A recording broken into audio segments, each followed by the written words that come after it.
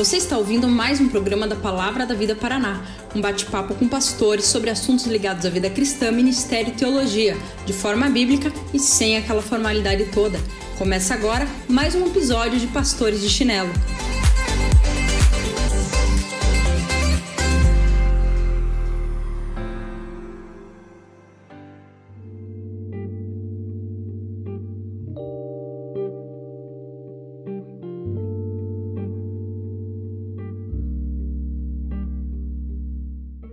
Fala galera, é isso aí, mais um Pastores de Chinelo aqui, começando nosso podcast que é da Palavra da Vida. Muito legal ter você com a gente, seja muito bem-vindo. Você que está ouvindo a gente pela primeira vez, você que começou essa caminhada que já faz quase um ano aí, estamos quase fazendo aniversário de um ano de podcast. Então você que está chegando agora há pouco, seja muito bem-vindo, é muito bom ver a quantidade de gente nova que tem ouvido a gente. Então, a gente tá feliz com você que tá vendo a gente pela primeira vez aí nesse podcast hoje, tá bom? Quero lembrar você que Pastores de Chinelo não é mais só um podcast, mas a gente tá lá no Instagram também, produzindo conteúdo para você, escrevendo. 3 vezes por semana vai aparecer algum conteúdo para você, seja ele mais íntimo, pessoal, sobre a nossa vida, seja alguma coisa mais teológica, fruto de nossos estudos, de algum dos Pastores de Chinelo, você pode colar lá também. Lembrando que nosso podcast, ele tá disponível para você no Spotify e lá no YouTube, tá bom? Então você pode escolher a plataforma melhor para você assistir, tá bom? E eu quero já te desafiar aí, você que tem curtido, tem gostado, ajuda a gente, compartilha.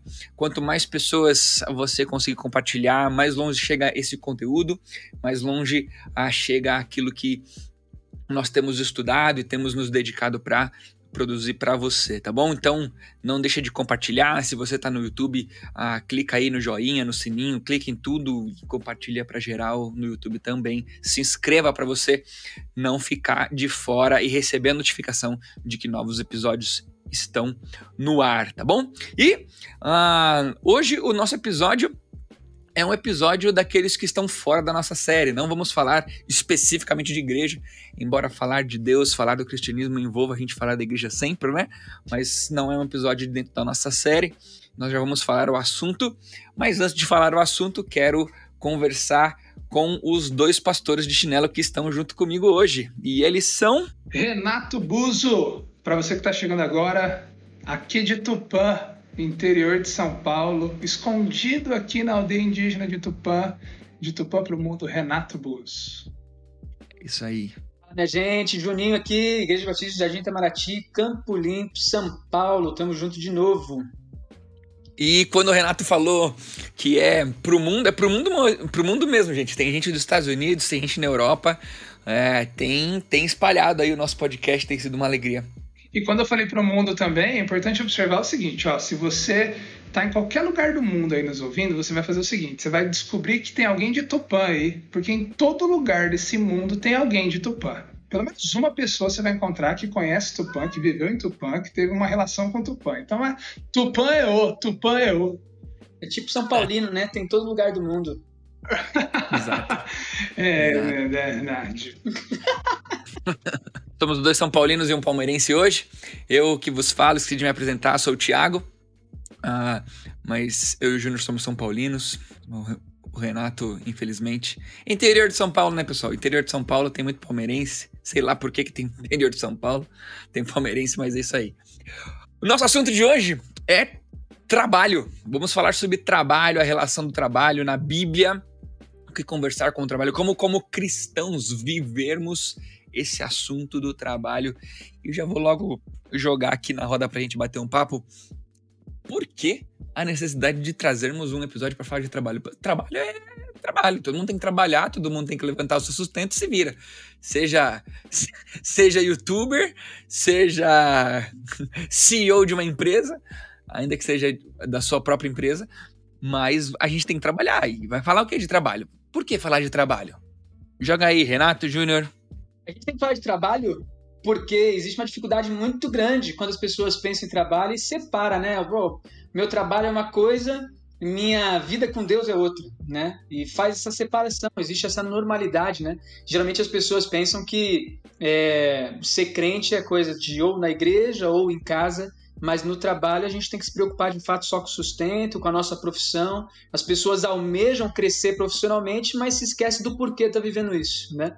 E aí a gente vai falar de um negócio muito legal aqui, que é a ideia de que não há separação entre secular e sagrado na vida do cristão. Tudo é espiritual para aquele que é de Jesus. Oi, Juninho, você está falando sobre isso? Eu me lembro de um jovem que chegou para mim e falou assim: Renato, eu não consigo servir a Deus no meu trabalho. Eu falei: por que você não consegue? Aí ele falou assim: porque eu não, sei lá, eu vejo as pessoas distribuindo presente diário no trabalho, o patrão dando uma oportunidade para orar, para falar de Jesus, e eu não consigo, cara, eu não consigo servir a Deus no meu trabalho. Aí eu falei: acho que esse cara tá fazendo essa separação que o Júnior tá dizendo, né?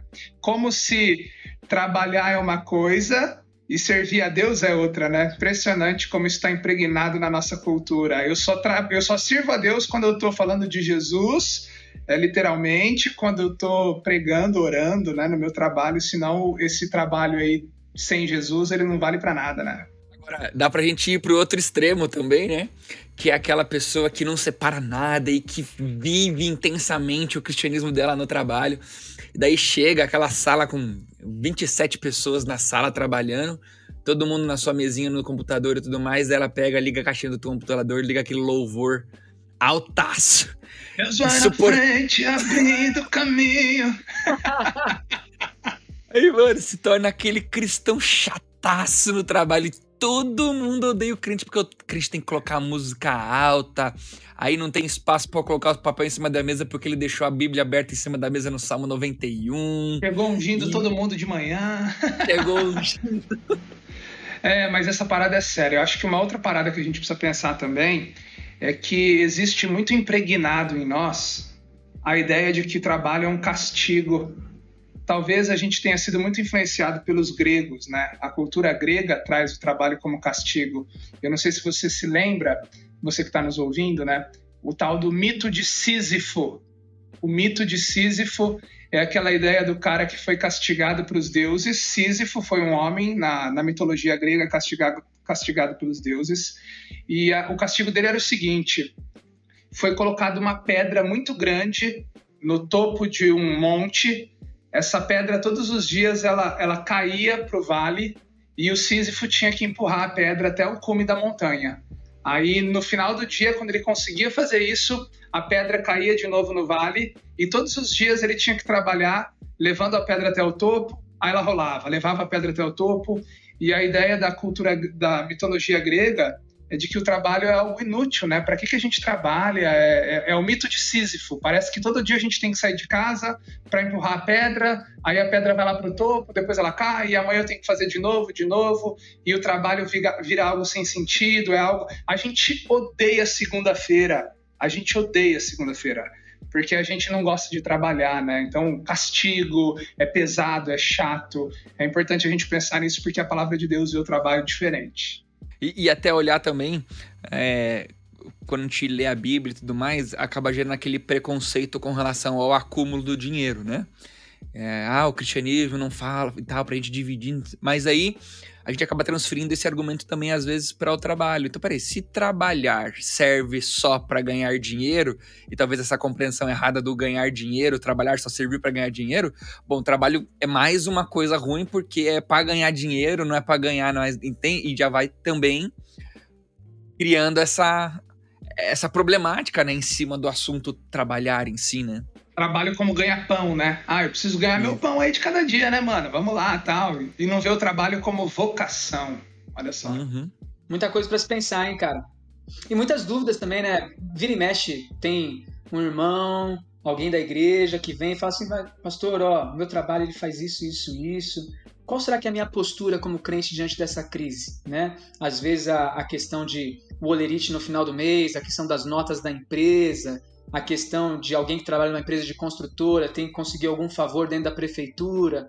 Então, essas posturas, elas são coisas que realmente entram em crise, né, no dia a dia da vida do crente, né? A gente está num mundão que esses meios são praticamente lícitos, mas teoricamente não permitidos, né?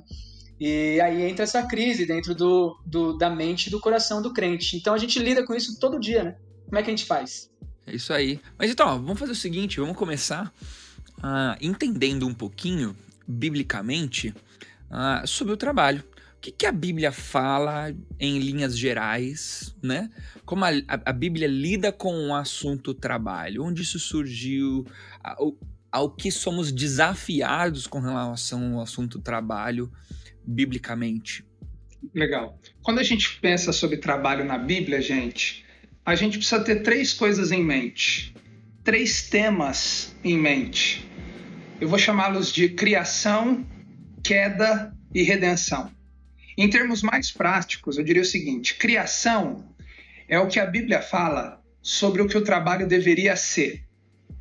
Queda é o que a Bíblia fala sobre por que ele é do jeito que ele é e não é do jeito que deveria ser. E redenção é como é que a gente consegue resgatar o projeto inicial de Deus para como ele deveria ser. Entenderam isso? Criação, queda e redenção. Então, quando a gente olha para a Bíblia, a gente vai para o Gênesis, para o começo de tudo. Desde que Deus criou a humanidade e a chamou para andar perto dele, essa humanidade ela é sustentada debaixo de um tripé. É se relacionar com Deus, é cuidar da sua família e ser família e trabalhar. Desde o Gênesis, a gente vê esse tripé sendo apontado para a humanidade. A humanidade tem que ter comunhão com Deus, a humanidade tem que cuidar da sua família, a humanidade tem que trabalhar. Quando você olha especificamente para Gênesis capítulo 2, versículos de 1 a 3, se você tem uma Bíblia aí, abra ela, é importante isso, ou anota esse versículo, Gênesis 2, de 1 a 3. Você vai ver nesse trecho da Bíblia, Moisés descrevendo toda a obra da criação pelas mãos de Deus. E quando Moisés descreve a obra da criação pelas mãos de Deus, ele chama isso de trabalho. 2 vezes nesses 3 versículos, Moisés usa a palavrinha obra. E obra significa labuta. Capítulo 1 de Gênesis, que vai ser resumido no capítulo 2, versículo 1 a 3, mostra pra gente Deus trabalhando, Deus ralando, Deus pegando no batente ali, ó, e suando mesmo, sabe? E isso é importante porque Moisés quer ensinar aquele povo que está entrando na Terra Prometida e viveu 400 anos no Egito, ensinar que trabalho é uma bênção de Deus. O próprio Moisés quer mostrar em Gênesis Deus trabalhando. A cultura egípcia, muito parecida com o que é a cultura grega, vê trabalho como castigo. Os egípcios achavam que o trabalho ele era fruto de uma batalha entre os deuses e também foi fruto de um castigo para a humanidade. Então, quando a gente olha para o Gênesis, a gente vê Moisés querendo corrigir isso e mostrando que desde o início Deus trabalhou. E é interessante isso, porque você acha mesmo que Deus tinha que ralar, que Deus tinha que trabalhar para criar o mundo? Não. Quando Moisés relata isso para a gente, ele está colocando Deus como um exemplo de alguém que desde o início trabalhou para construir as coisas como elas são. E aí é interessante, porque quando você olha para o desenrolar do capítulo 2, você vai ver que se Deus trabalhou no capítulo 1, no capítulo 2, Moisés está ensinando que Deus chama o homem para que agora ele continue trabalhando. Deus cria o mundo e tudo que nele há em 6 dias, descansa no 7º dia, e agora Deus vocaciona o homem. Olha, então agora eu estou em Gênesis 2,15, você vai cultivar esse jardim, você vai cuidar desse jardim, você vai, agora Gênesis 2,19, né? Você vai dar nome para os animais, você vai separar os animais em espécie, e aí você vê em Gênesis 2, o homem tendo que trabalhar. O trabalho em Gênesis é bênção de Deus, em Gênesis 1 e 2. O trabalho é uma maneira do homem cooperar com a obra que Deus fez. É interessante também observar isso, que é muito importante, que quando a gente pensa o ideal de Deus para o trabalho, o trabalho na Bíblia, ele é visto como uma vocação. Deus faz o homem à sua imagem e semelhança e pede que o homem vá e domine a terra, subjugue a terra. O trabalho, ele consiste no homem se envolver com a criação, mostrando a glória de Deus para esse mundo pelo valor do seu trabalho. Isso é muito importante. O problema é que aí vem o pecado na história. E aí em Gênesis capítulo 3, o homem peca, o homem vira as costas para Deus e ele deixa de ouvir a voz de Deus. Aí o que acontece? Aí o homem, como todas as outras áreas da sua vida, ele vive não mais em torno de Deus, mas ele vive em torno de si mesmo. Então o trabalho, ele vira um castigo. Em Gênesis capítulo 3, dos versículos 17 a 19, porque o homem virou as costas para Deus, a Bíblia diz que Deus torna a terra maldita. O homem que antes ele viveria trabalhando perto de Deus, andando com Deus, agora ele vai ter que ralar muito para tirar o fruto da terra. E aí o trabalho vira uma crise, porque o homem trabalha para sua própria glória, o trabalho é pesado, o trabalho é um castigo, eu quero descansar, eu quero prazer, eu quero a minha glória, mas eu tenho que trabalhar. E é por isso que na Bíblia você tem que conhecer Jesus, porque a redenção do trabalho, ela acontece em Jesus. Aí lá em Efésios capítulo 6, Paulo vai nos ensinar que a gente precisa encarar o nosso trabalho submisso a Deus. A gente precisa conhecer o Evangelho para que a gente consiga ressignificar o trabalho. O trabalho era para ser para a glória de Deus, o pecado corrompeu ele, tornou ele um castigo, e agora conhecendo a Jesus, eu vou e faço as coisas diferentes. Eu sirvo o meu patrão como se eu estivesse, antes de tudo, servindo a Deus. Eu faço as coisas do meu trabalho para a glória de Deus. E aí nós vamos começar a ter muita coisa aí para discutir dentro disso. A redenção do trabalho vem por meio do conhecimento de Jesus e de fazer as coisas para a glória de Deus conhecendo a Jesus. Deixa eu pegar um ponto aí, Rê. Então, antes do pecado, o homem tinha que trabalhar, certo? Sim, trabalho é presente de Deus para o homem. Show. Assim como é a imagem e semelhança de Deus, ele que trabalharia como Deus também trabalhou. Boa. Tamo indo? Então, beleza.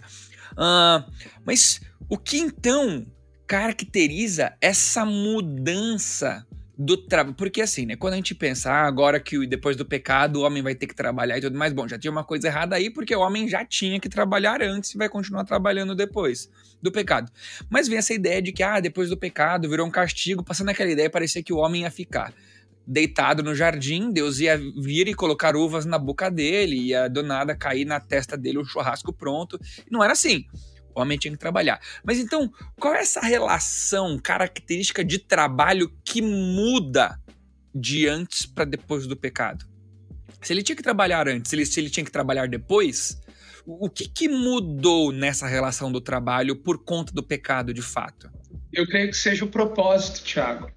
Uhum. Antes do pecado entrar no mundo, o propósito pelo qual nós trabalhávamos era muito claro. Era para servir a Deus, era para que a glória dele fosse vista através de nós e por meio daquilo que nós estamos fazendo. Agora, quando o pecado entrar no mundo, ele distorce tudo. E agora eu não vivo mais com o propósito de glorificar a Deus. Eu quero a minha glória, eu quero que as coisas sejam do meu jeito. E aí eu vou, inclusive, com esse propósito para o trabalho. Antes do pecado, trabalhar era algo massa. Era algo uou, demais. Depois do pecado, da maneira adequada, né?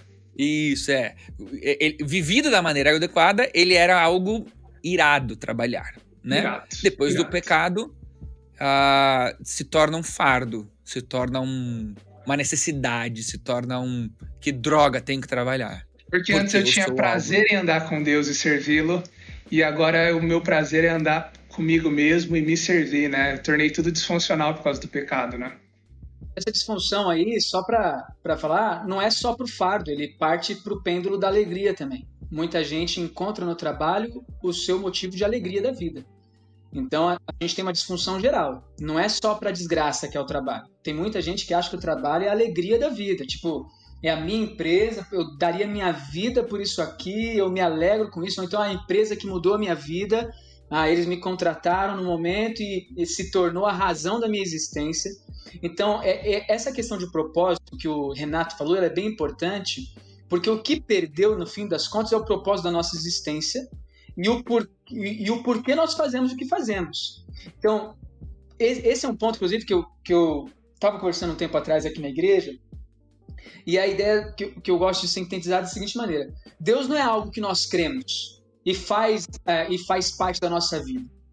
Deus, ele é, antes de tudo, a razão pela qual existimos e o propósito último da nossa existência. Ou seja, tudo que a gente faz está voltado para ele, né?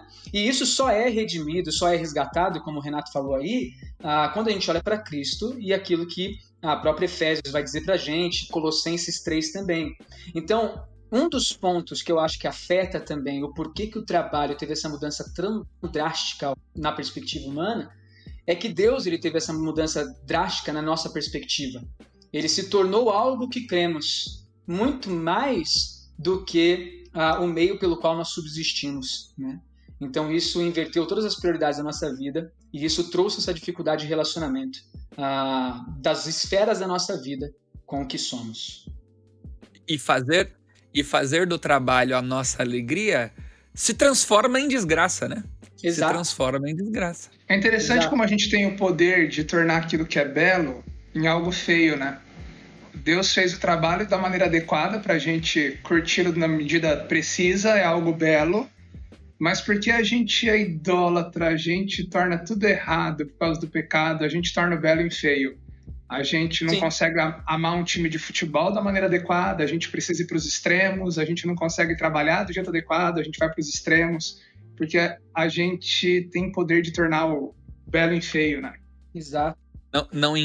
Não importa qual seja a atividade humana, por mais bela que ela seja, quando feita com propósito errado, ela se torna horrível, né? Sim. Dar ao pobre e ao necessitado, pensando mais na glória do pobre e do necessitado do que na glória de Deus, transforma uma bela atitude em algo feio sem propósito. Dar um conselho para alguém que está precisando de um conselho e esse conselho se transformar um fim em si mesmo, esse conselho se transformar um esforço próprio para alcançar um resultado, e esse conselho não apontar a necessidade do relacionamento com Cristo e com Jesus, transforma um belo conselho em um conselho inútil e sem propósito de nada. E essa é a nossa realidade com o trabalho, né? A atividade mais nobre que possamos desenvolver no trabalho, mas com o alvo em algum ser humano qualquer, ainda que sejamos nós mesmos, se torna inútil e sem propósito e de alguma forma desgraça para nós, né? Manos, é isso. Nem a banalização e nem a idolatria, né? É entender dentro do projeto de Deus que criação, queda e redenção vão nos ensinar, né? E essa idolatria, inclusive, Thiago, desculpa aí, ela é um negócio tão real que usa palavras bonitinhas para expressar algo extremamente feio, né? Então, uma pessoa que tem alegria no trabalho, ela tem um termo e uma definição que é chamada de workaholic, né? A gente vai utilizar aí, né? É aquela pessoa que ama o trabalho, ela é viciada em trabalho e parece que é uma palavrinha até ok, né? Mas, na verdade, ela está trazendo uma realidade muito grande. A pessoa, ela vive para o trabalho em si. Então, a gente tem que tomar cuidado, inclusive, com esses termos que são utilizados, esses distúrbios, entre aspas, que vão afastando cada vez mais a gente do quão sério é o problema humano, né? No ponto de, cara, eu não aguento a segunda-feira, é o pior dia da minha vida porque é um fardo, e isso é um sério problema, ao mesmo tempo que, cara, eu não quero final de semana porque eu não quero ficar parado, eu quero continuar fazendo o que eu faço porque é isso que eu amo e ponto, acabou. Então, assim, essas questões elas precisam ser corrigidas na nossa perspectiva. A cosmovisão precisa ser mudada. É achar o workaholic tão feio quanto o vagabundo, né? Exatamente, cara. Exatamente. Então, não quero esticar o papo, mas é que tá muito legal.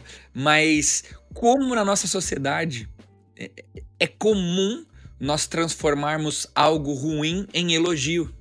Sim. Ansiedade é da hora você compartilhar na roda de oração. Né? Exatamente. É que eu ando muito ansioso. Eu sou workaholic. Assim, então eu tô assim, você já parou já parou pra pensar o quão julgado você vai ser se um dia alguém te perguntar como que você tá e você perguntar, tá tudo bem? E aí, trabalhando muito? Não. E aí, certinho. Só na correria? Não, tá tranquilo, tô vendo uns seriados massa. Tô bem programado, minha rotina tá bem estipulada. Ter a agenda lotada, ser um homem de compromissos é bonito na nossa sociedade. Exatamente, cara. Exatamente. Estamos transformando coisas ruins em adjetivos. Eu não tenho tempo pra minha família. É normal. É ok. Ah, não, todo mundo passa por isso, ok. Né? Transformando coisas bonitas, coisas feias em elogio, né? Quanto mais ocupado um homem é, mais importante ele é, né? Eu não tenho tempo na minha agenda, eu só consigo conversar com você semana que vem. Exato. A piadinha do alguém quer conversar com você. Não, pera aí, se faz difícil um pouquinho, né? Não mostra que você pode agora. Valoriza. Vai, mas vamos seguir, senão a gente não sai daqui, né? Vamos aplicar um pouquinho isso? Vamos mexer ali com aquela história que o Juninho falou de o secular e o ministério, né? Como a gente visualizar isso, de não fazer essa separação, né? Só um contexto, esse papo começa ali quando a gente vai conversar sobre música do mundo, né? É muito comum a gente começar esse papinho quando... eu posso ouvir música do mundo? Aí você fala assim, peraí, música do mundo? Existe que é, né? Música do mundo. Música do mundo e música de Deus? Começa aí, né? Mas manda pra gente aí, Juninho, a real dessa coisa de secular e profano. Eu acho que o ponto de partida é justamente esse, cara. É a gente alinhar o nosso pensamento acerca de quem é Deus em nossa vida. A gente precisa realinhar isso, né? Então Deus, ele não faz parte de uma crença nossa. Deus, ele é o motivo pelo qual nós existimos. Então, se a gente alinhar isso, a gente já começa a alinhar praticamente tudo que está debaixo e nas esferas da nossa vida.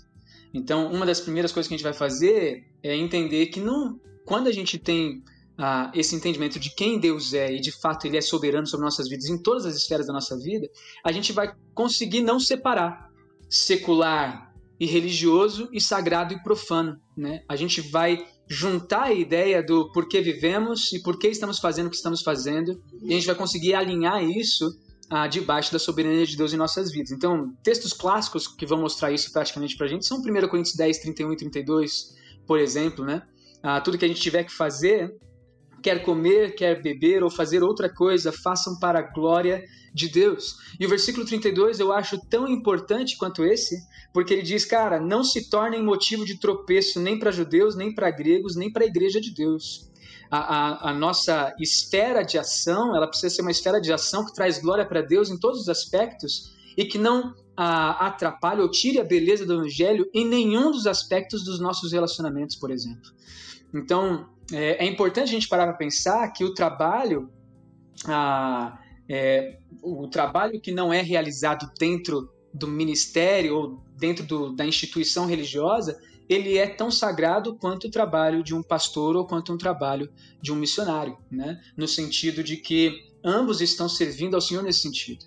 A gente começa a parar para pensar, Efésios capítulo 6, como o Renato acabou de citar, mas Colossenses também repete isso por 2 vezes. O nosso serviço, em primeira instância, ele não está relacionado à minha empresa. Ele está relacionado a quem eu estou servindo ali dentro. E, em primeiro lugar, eu estou servindo a Deus. Então, eu estou servindo no trabalho como eu serviria em qualquer outro lugar ao meu Deus. Então, eu sou honesto no meu trabalho não porque essa é uma qualidade que minha empresa pede ou porque ela tem essa qualidade elevada ali dentro dos princípios da empresa. Eu sirvo com honestidade porque, em primeiro lugar, eu sirvo ao Senhor. Vamos lembrar, por exemplo, de José, né? Servindo ali no Egito, e ali na casa onde ele era empregado e cuidava de tudo, a mulher do seu chefe vai chegar para ele e quer ter uma relação sexual com ele, vai tentar tirar a roupa, ele fala, não, eu não posso fazer isso, eu não poderia pecar contra o meu Senhor, né? E a ideia aí desse Senhor, ele pode ser aplicado tanto a Deus quanto ao próprio chefe, o Senhor que tinha colocado ele dentro da casa para servir nas tarefas do lar. Então a ideia aí poxa, ele está honrando a Deus dentro daquela função que ele está exercendo na vida dele. Então a gente não pode fazer essa separação por causa disso. Um outro texto que mostra essa base também é Colossenses capítulo 1, né? Jesus é quem sustenta o universo e mantém tudo em harmonia. A nossa vida está sendo sustentada pelo Senhor nesse sentido, de maneira muito clara. Colossenses 1, 16 e 17. Né? Então, se eu não entender que a minha vida ela precisa refletir esse cuidado de Deus e essa glória de Deus que sustenta tudo e a todos, então eu estou partindo de uma cosmovisão errada de como eu encaro o meu mundo. Fala aí, Renato. Cara, sabe o que é importante nisso, que é legal? Lutero falava muito sobre isso, né? Lutero falava que o trabalho, ele são máscaras que Deus usa no mundo em que nós estamos. É como se nós, cristãos, conhecedores do Evangelho, nós representamos Deus aonde nós estamos por meio do nosso trabalho. Então a ideia é essa. Eu represento a Deus quando eu estou pregando o Evangelho no púlpito da minha igreja, mas eu também o represento quando eu estou empacotando amendoim que vai ser distribuído na fábrica, que vai chegar na mesa de alguém e vai alimentar alguém. Eu represento a Deus quando eu estou distribuindo folheto evangelístico, mas eu também o represento quando eu estou jogando lixo reciclável no meu lixo, separando o reciclável do orgânico para boa manutenção do mundo. Eu estou representando Deus. Isso é legal. Eu sou uma máscara de Deus ali para a manutenção da ordem, para o desenvolvimento do bem. Lutero ele falava o seguinte: o mesmo Espírito Santo de Deus que convence o mundo da justiça, do pecado e do juízo por meio da pregação, e ele usa homens para isso, João 16, né? É o Deus que cuida da terra onde ninguém habita. É o Deus que cuida da presença. Por exemplo, Salmo 65 diz que Deus cuida da chuva, Deus cuida do alimento no campo. E ele usa quem para isso? Assim como ele usa para a conversão de pessoas, a pregação e o homem, ele usa para a manutenção da ordem do mundo o ser humano. Isso é importante não só por essa questão de separação, porque a gente entende que se eu sirvo a Deus cuidando do meu jardim e pregando, então não tem essa separação. Tudo eu tenho que fazer de maneira santa, certo? Mas também tem uma questão de hierarquização. Quando eu entendo que todo trabalho é para servir a Deus, eu entendo que o médico ele é tão importante para Deus quanto a faxineira. Porque a faxineira faz o que ela faz para trazer felicidade para uma família, para trazer limpeza para uma casa. O médico cuida da saúde de alguém. A dignidade do trabalho se dá no fato de eu fazer para servir a Deus. Não é porque o cara é juiz de direito que ele é mais importante que a faxineira, entendeu?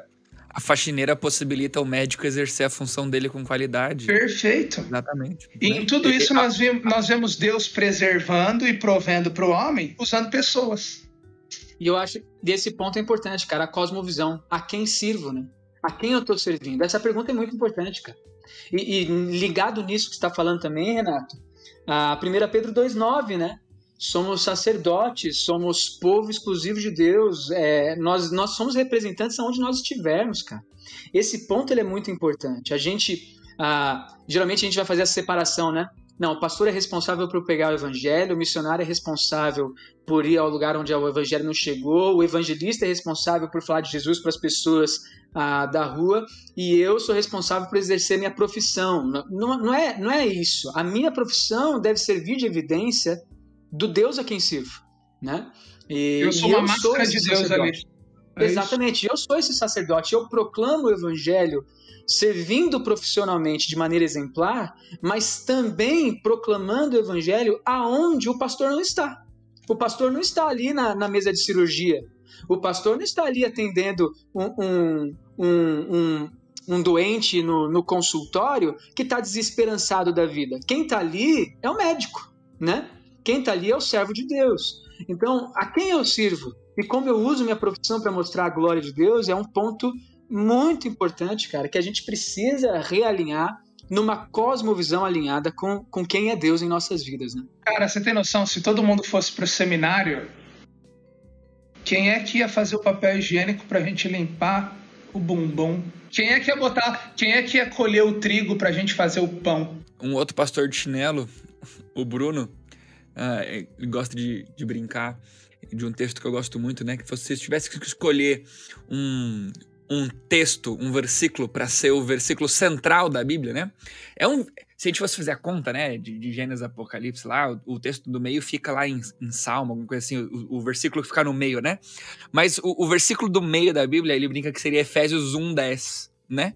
De fazer convergir em Cristo todas as coisas, né? Apontar para Cristo todas as coisas, apontar para Cristo todas as atitudes dos seres humanos em todos os lugares do planeta em todas as funções que existem. Todas as coisas precisam apontar para Cristo. A preservação da criação precisa apontar para Cristo, a governabilidade de um governo precisa apontar para Cristo, as atividades específicas da sua profissão, do seu ministério precisam apontar para Cristo, é apontar para Cristo. E nesse sentido, ainda que com funções diferentes, né, nós deveríamos, de uma certa forma, criar a rotina nas nossas comunidades, assim como enviamos missionários, assim como enviamos pastores ao ministério, deveríamos enviar todos os profissionais das nossas igrejas ao campo missionário. Porque eles estão exercendo o ministério, estão exercendo de alguma forma a vocação de todo cristão. Parênteses aí, Thiago. Conscientizar a igreja disso, né? Conscientizar Exato. todos os crentes disso, de que todos nós somos responsáveis por proclamar o evangelho aonde nós estivermos. E tem um ponto aí, só um parênteses, não sei se vou falar alguma baboseira aqui, qualquer coisa vocês me corrigem, mas é o seguinte, a gente está entrando nessa moda de criar termos novos para falarmos coisas antigas. Esse negócio, por exemplo, de ser uma igreja missional, né? Cara, nada mais do que esse princípio que a Bíblia coloca de capa a capa, desde o início até o fim, e que a gente precisa colocar um rótulo novo e precisa ser rotulado. Nós somos uma igreja missional. Né? Cara, que igreja missional? Nós somos igreja, nós somos discípulos de Jesus. Então, Filipenses capítulo 3, versículo 20, por exemplo, a nossa cidadania, porém, está nos céus, de onde esperamos ansiosamente o Salvador e Senhor Jesus Cristo.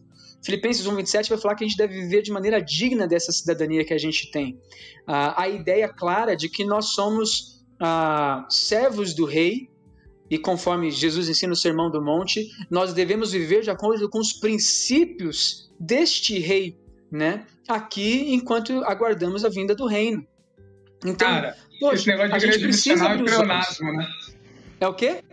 Esse negócio de igreja missional é pleonasmo, é igual subir para cima e descer para baixo. Exato, cara. Para mim isso é um absurdo. E desculpa falar isso aqui, eu acho muito legal, tal, né? Colocar um termo bonito e tal. Mas, é o que deveria ser e é o que é desde sempre. É o discipulado, é o ser discípulo, é o fazer discípulos. É você viver o evangelho onde você estiver, e é isso que Jesus faz, né? Por exemplo, quando ele cura o Gerazeno ali, né? Ele tira o demônio de Gerazeno. Jesus, eu quero te seguir. Não, fica aí e fala para todos que estão à sua volta quem sou eu e o que eu fiz. Ponto. Então, assim, é algo que deveria ser simples na mente do crente, mas a gente acaba tendo que entrar nas modas para voltar, de alguma maneira, aos princípios bíblicos mais claros e simples possíveis da vida cristã. Então, só para a gente fechar, se é que vocês não têm mais contribuições nesse sentido, nesse assunto, o que a gente precisa entender, então, é que eu sirvo a Deus no meu trabalho, falando, sim, do Evangelho, lendo a Bíblia quando oportuno e orando, ok, mas eu também sirvo a Deus quando eu cumpro aquele fim maior ali do meu trabalho, com dignidade, com excelência, fazendo um preço justo, plantando ali a justiça. Uma pergunta muito legal que eu tenho aprendido a me fazer é como é que o meu trabalho contribui para a justiça social no mundo. Alguns trabalhos vão ter impactos mais imediatos em como resolve o problema da fome, mas outros vão ajudar numa embalagem para uma comida, para um alimento, entendeu? E está contribuindo de alguma maneira para que esse mundo tenha ordem, tenha justiça, tenha um bom preço, a gente abafe a corrupção, a gente extingua, enfim, a mentira. Eu faço tudo isso quando eu trabalho para a glória de Deus, né? Eu vou tomar a liberdade de a gente linkar um outro assunto que estava na nossa pauta aqui, mas invertendo um pouquinho a ordem, porque eu acho que vai casar melhor e emendar aqui o nosso papo, que já que a gente tem que olhar para essa relação do sagrado, do profano e entender que é tudo uma coisa só, né, que a nossa vida toda tem que ser vivida para a glória de Deus, independente de onde esteja. Mas como a gente mexer um pouquinho com essa parte do tempo que a gente gasta trabalhando e o tempo que a gente gasta servindo, eu acho que acaba sendo quase que respondido já, né? Porque a gente, teoricamente, passa 5 dias da semana trabalhando, das 8 às 6, né? Fala de um universo mais comum, né? Aos que estudam à noite ainda trabalham das 8 às 6, ainda vão lá e estudam das 7 às 11 e chegam em casa e dormem. E o que sobra é o final de semana, é meia hora durante o dia para fazer devocional, ali na hora do almoço, antes de dormir ou no café, e o final de semana para servir a igreja, né? Como lidar com essa relação de tempo e trabalho e vocação e até com relação à família, né? Como a gente encarar essa majoritariedade de tempo que gastamos na nossa semana? Eu acho que em algum momento da nossa vida ou em algumas famílias, a realidade de você trabalhar dobrado, ela existe e ela é uma necessidade. Então, tem muita gente, cara, muita família, grande parte na realidade das famílias, se os dois, marido e mulher, não trabalharem, não tem como sobreviver, não tem como manter a despensa da casa com o mínimo necessário para sobreviver o mês.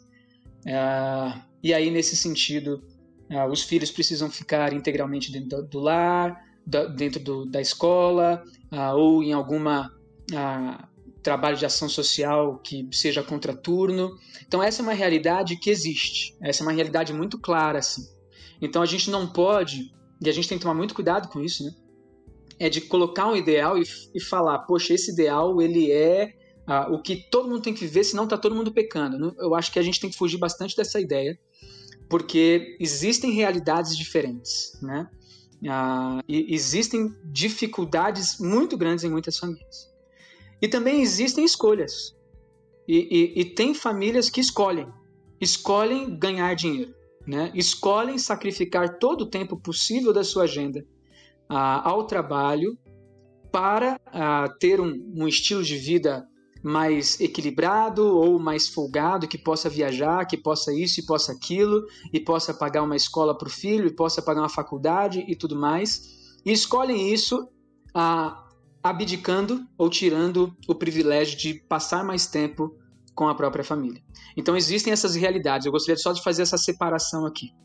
E aí uma frase que o John Piper fala que é bem legal, que eu gosto, que ele falou em alguma palestra de vocação, mas ele fala o seguinte, eu tenho até anotado aqui: meu serviço deve ser uma evidência de que o que mais importa para mim, na minha função, é Jesus.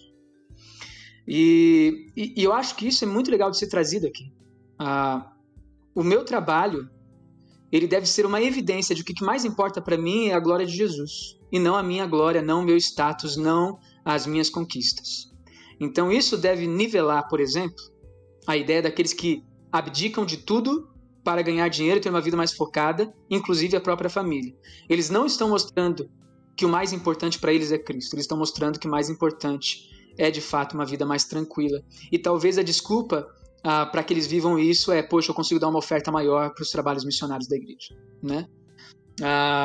E ao mesmo tempo, isso traz um nivelamento para aqueles que têm essa realidade de fazer trabalhos dobrados e triplicados às vezes, porque eles não vão olhar para o trabalho simplesmente como um meio de subsistência, sobrevivência, mas eles vão olhar para esses trabalhos e vão falar, poxa, esses trabalhos estão mostrando de alguma maneira que Jesus é o meu Senhor, e que Ele quem cuida da minha vida nesse sentido. Então eu vou trabalhar da melhor maneira que eu posso, e eu vou levar isso para minha casa, eu vou mostrar para minha casa, queridos, eu estou fazendo tudo isso para a glória de Jesus e para que nossa família consiga glorificar a Deus através de todas as situações.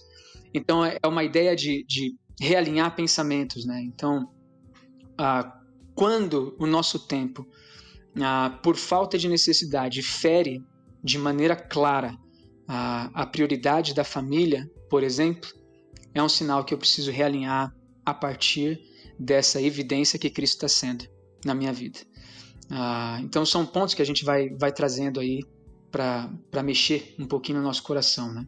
Legal. Eu colocaria um texto bíblico dentro disso que o Júnior falou, que tem que ser um texto lido com muita sinceridade, assim, em oração diante de Deus.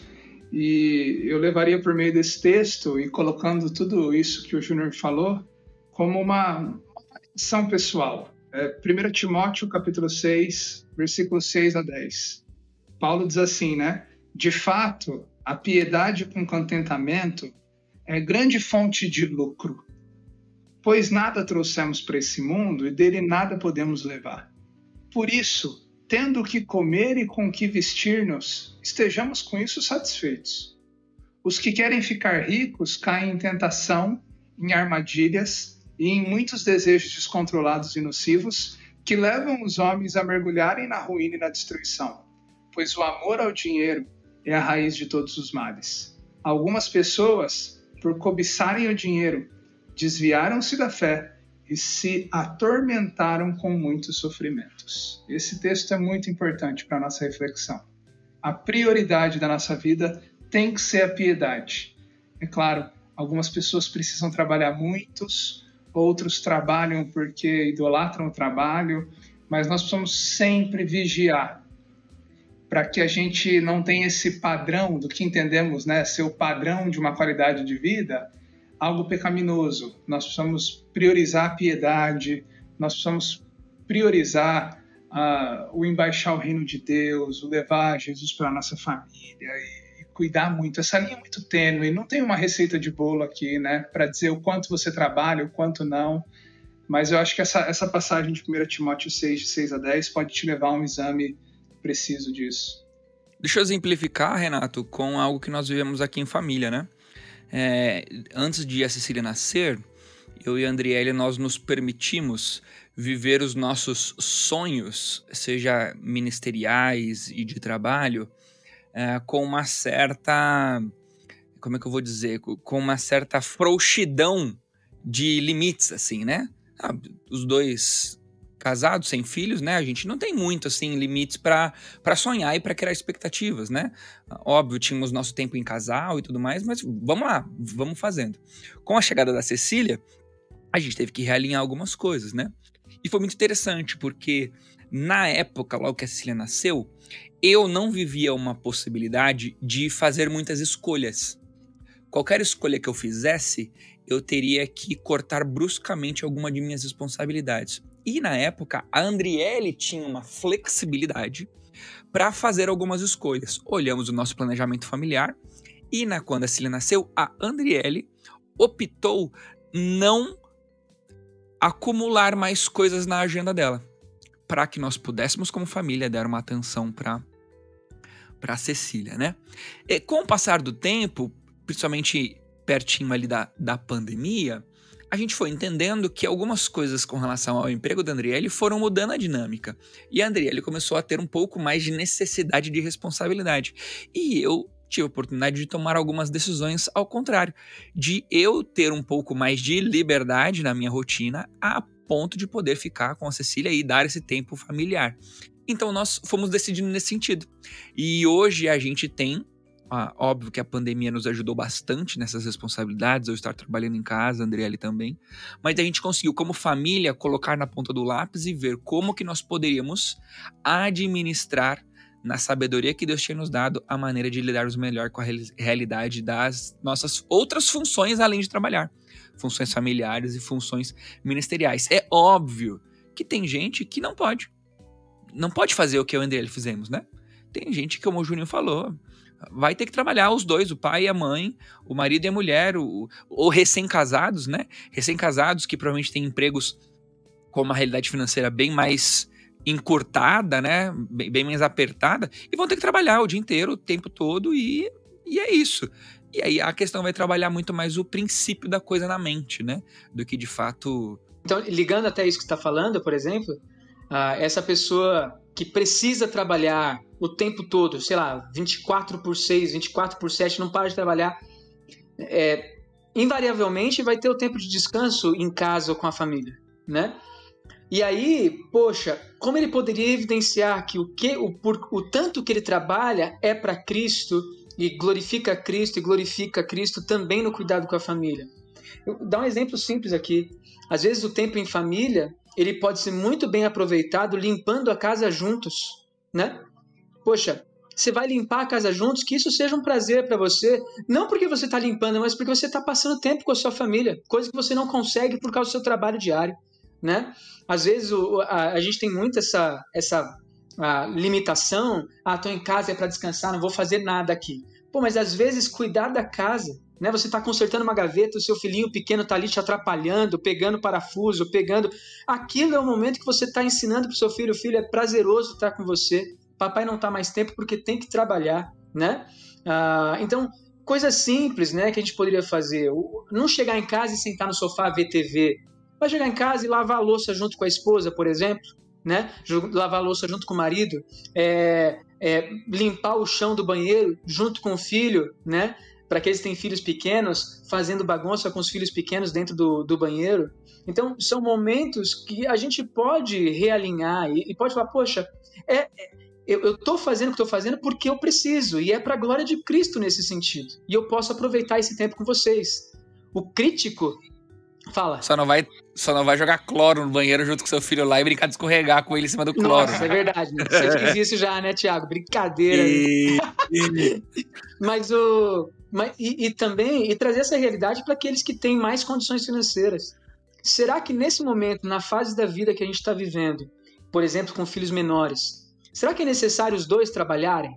Será que a gente não pode abrir mão nesse sentido de um relaxamento, sabe, esqueci o termo que a gente pode usar aqui, abrir mão de poder, de o quê?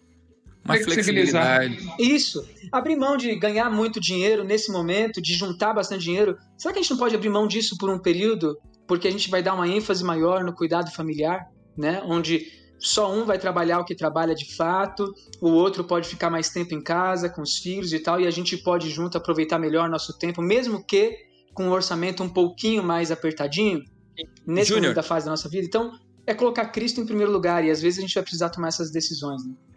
E voltando ao que a gente falou lá no começo do podcast, né?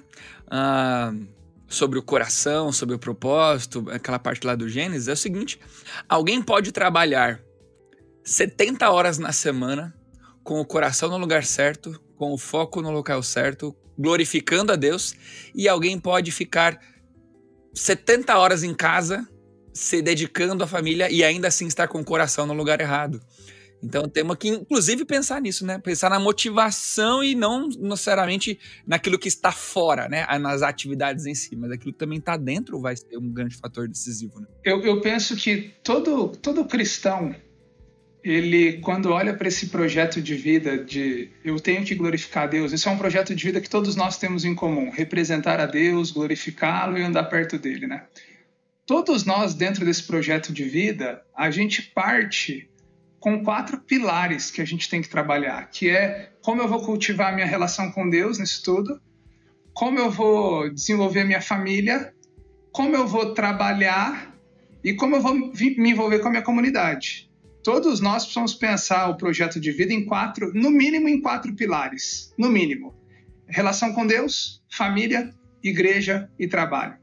Eu acho que, eu vou dizer por mim hoje, gente. Hoje, se eu pegar esses 4 pilares da minha vida e fracioná-los numa agenda, eu vou ver que a maior parte do meu tempo eu invisto no ministério, no meu trabalho.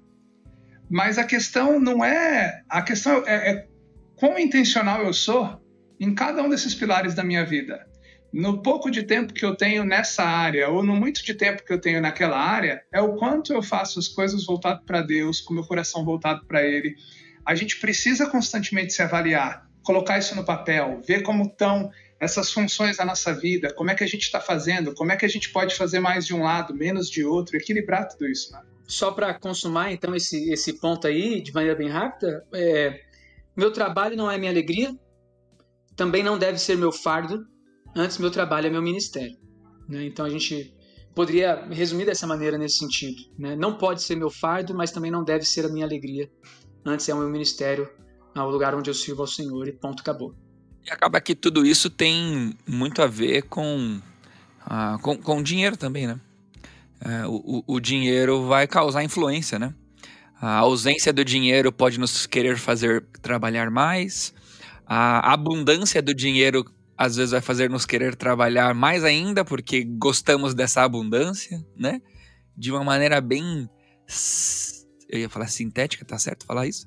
Uma maneira bem sintetizada. Pra gente encerrar essa questão do dinheiro, né? Claramente, a Bíblia vai nos alertar sobre isso, né? Ela nunca vai dizer que é errado você ser rico, mas ela vai dizer o quão maduro você precisa ser para ser rico. Porque a probabilidade de você errar mais sendo rico, não sou eu que estou dizendo. É a Bíblia que está dizendo que você é bem mais tentado, né? Embora alguém com pouco dinheiro também pode ser orgulho. Enfim, os erros estão aí. Mas a Bíblia está dizendo que existe um maior cuidado com quem possui mais dinheiro. Como a gente lida rapidinho aí com essa questão do acúmulo do dinheiro e o trabalho, né? E o cristianismo em si. Legal, eu acho que aquela pergunta máxima de Jesus, né? De que adianta uma pessoa ganhar o mundo inteiro se vier a perder-se ou causar dano a si mesma, né? De Lucas 9:25. Eu acho que é uma pergunta que vale a pena a gente refletir quando a gente está pensando no porquê que eu estou fazendo o que estou fazendo, ou porquê que eu estou querendo mais do que eu já tenho, né? Será que eu estou fazendo isso e isso está trazendo glória para Deus, ou será que isso está trazendo dano, mais dano do que benefício? E o trabalhador é digno do seu salário. Então a ideia de que ser rico é um resultado de quem trabalha para que isso aconteça também. Agora, não em todos, obviamente, né? Tem gente que trabalha e vai ser pobre o resto da vida, como eu, por exemplo, vou ser sempre assim, né? E mais gente vai ser sempre assim. Então, assim, a ideia é que a gente vai trabalhar para ter o sustento, sabendo que esse sustento vem de Deus, mas que ele vai dar oportunidades para um e para outros. Agora, o que a gente não pode se esquecer é que tudo isso vem de Deus. 1 Coríntios 4:7, por exemplo, inclusive as nossas capacidades, né? O que tens tu que não tenha sido dado e por que você se gloria nisso, né? Então, a gente tirar o orgulho, pensar que eu que estou conquistando, eu que estou buscando e ponto, e é por isso eu tenho que tenho, né? É Deus quem está dando. Aquela velha frase de momento de dízimo e ofertas na igreja, né? Ó Senhor, vamos devolver para você agora aquilo que o Senhor tem. Peraí, devolver não, gente. Você não devolve nada. Nunca deixou de ser dele. Ele está deixando você administrar. Mas ele é o dono ainda de tudo, né? Você pode administrar bem ou mal, né? Nesse sentido. O problema do dinheiro vai ser você amá-lo. Se você ama o dinheiro, 1 Timóteo 6, né, que fala isso, né? Você amar a riqueza, aí vai ser o grande problema de tudo isso. E por que ser rico? Por exemplo, para você poder ser generoso com quem precisa e com a obra do rei. A gente vê, por exemplo, isso em Lucas, né? As mulheres que andavam com Jesus e sustentavam tanto o ministério de Cristo quanto dos discípulos. Isso é muito legal da gente perceber na obra do Senhor. Cara, eu insisto nessa ideia dos 4 pilares. Você se avaliar sempre em 4 pilares. Sua relação com a igreja local, seu trabalho, seu relacionamento com Deus e sua família. Pô, tô ganhando muito dinheiro, tô trabalhando e as outras 3 áreas da minha vida estão tinindo. Mano, segue o barco. Você tá benzaço com Deus, sua família tá sendo pastoreada, você tá atuante na igreja local e tem a oportunidade de ficar mais rico, vai, fica. Agora, o que adianta, aí eu tô inventando em cima do texto que o Júnior mencionou, né? O que adianta você ganhar o mundo e perder sua família? O que adianta você ganhar o mundo e a sua relação com Deus ser catastrófica? O que adianta você ganhar o mundo e não se engajar numa comunidade local? Então tem desequilíbrio. Se tem desequilíbrio, perdeu o propósito. Eu acho legal essas perguntas que você fez, e de maneira mais direta ainda, que adianta eu ter uma boa qualificação profissional e meu relacionamento com minha esposa tá um buraco, né? Exato, tem desequilíbrio aí. Exato, eu não tenho tempo para sair com minha esposa para jantar. Ganho dinheiro, mas não consigo jantar com minha esposa. Ganho dinheiro e, na verdade, dou presente para minha esposa, mas não estou presente com ela, né? Tô numa qualificação profissional que eu nunca sonhei, que tô gostando demais, mas meus filhos não sabem o que é ter um momento com o pai, né? Então são perguntas bem cruéis, assim, que a gente precisa fazer e realinhar. Vai ficar doutor em alguma coisa e berçário em pai e mãe de filho, né? Exatamente. Gente, e se dinheiro fosse significado de sucesso e paz, os ricos seriam os mais felizes do mundo, né? A gente sabe que não é assim. Os caras aí ganham $1 milhão por mês. Eu preciso de 3 meses para ganhar isso. Tem noção? O cara ganha $1 milhão por mês. Eu preciso de 3 meses para ganhar isso. Olha que injustiça. O cara ganha $1 milhão em um mês. Eu preciso de 3 meses para ganhar isso. Eu acho isso um absurdo. Alô, conselho da Igreja Batista de Tupã. Outro dia o cara falou assim pra mim, o Sampaoli tá vindo pro Palmeiras 2 milhões por mês, eu preciso de 4 meses pra ganhar isso, é um absurdo, né? Uma coisa só que eu falaria pra você que tem tido a oportunidade de ganhar muito dinheiro, de novo vem a questão do equilíbrio da balança, né? Mas eu diria pra você o seguinte, que seria de grande alerta no seu coração quando o empenho que você tem para ganhar dinheiro não é proporcional ao empenho que você tem para cuidar de pessoas que estão precisando de dinheiro. Olha aí o equilíbrio dos pilares. Não tem problema ganhar dinheiro, desde que você não gaste mais empenho de vida ganhando do que distribuindo esse dinheiro, tá bom? E não tô aqui para falar de nenhum argumento e cosmovisão política, mas é muito, muito, muito bíblico você cuidar de pessoas que precisam ser cuidadas. Então pense muito nisso, porque talvez pessoas não tenham a oportunidade que você tem, é você a oportunidade de cuidar delas. E vou muito além, né? E não é distribuindo, né? Mas às vezes é empregando com qualidade, empregando com dignidade, se você tem a oportunidade de empregar pessoas, né? Então, enfim, acho que tá claro. É isso, pessoal. Né? Generosidade, né? Deus ama quem dá com alegria. Tamo junto, manos. Muito bom. Então é isso aí. Galera, obrigado por nos ouvir, obrigado por ficar com a gente, obrigado por mais um episódio de Pastores de Chinelo. Sempre que você quiser caminhar mais de perto, corre lá no Instagram, comenta, manda mensagem pra gente, a gente tá super à disposição para interagir com vocês por lá também. Deus abençoe e até o próximo. Valeu!